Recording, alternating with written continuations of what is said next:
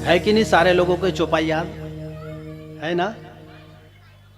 यदि कोई खेत में हल बख्तर घेरने वाला व्यक्ति भी है ना, वो व्यक्ति भी बोलता है का वर्षा जब कृषि सुखाने, समय चूक पुनिका पछताने। उसको पता नहीं कि मैं क्या बोल रहा हूं, उसके बावजूद भी जाने अनजाने में भी हर एक व्यक्ति को रामचरितमानस की एक चौपाई जरूर याद ही है। रामचरितमानस की प्रामाणिकता है, ये इसका सिद्धांत है। ये घर घर में भारतवर्ष के प्रत्येक हृदय के अंदर विराजमान हमारी रामचरितमानस है।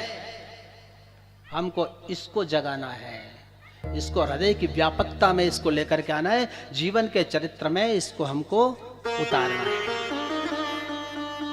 अच्छा, दोहा भी याद होगा। रामचरितमानस का दोहा किसी को याद है? एक एक दोहा नहीं याद? सबको याद है, सब जानते हैं।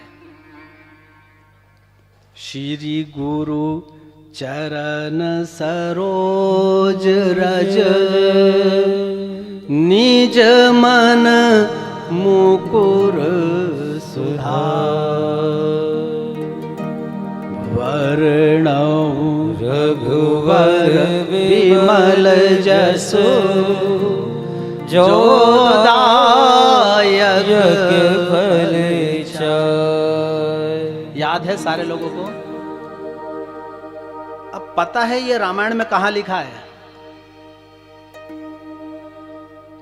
ये रामचरितमानस का है, पर पता नहीं है, पर याद सबको है। ये अयोध्या कांड जी का सबसे पहला दोहा है। जैसे अयोध्या कांड दूसरा कांड शुरू होता है, दूसरे कांड का सबसे पहला दोहा है, श्री गुरु चरण सरोज रज, निज मन मुकुर सुधार, वर्णौ रघुवर विमल जस, जो दायक पता नहीं है।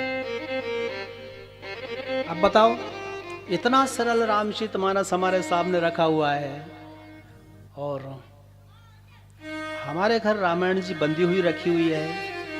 नियम बनाओ, कम से कम 5 दोहे रोज। 5 नहीं पढ़ सकते, एक दोहा पढ़ो।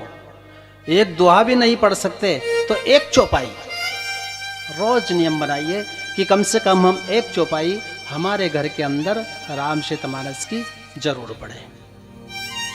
ठीक है?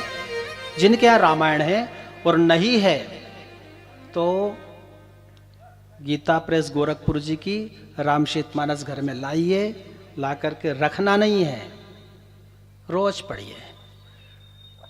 ये एक ऐसा ग्रंथ है, इसको पढ़ने का कोई नियम नहीं है। कई पूछते हैं महाराज जी रामायण ले आए, इसको कब से शुरू करें? रामायण को कब से शुरू की जाए?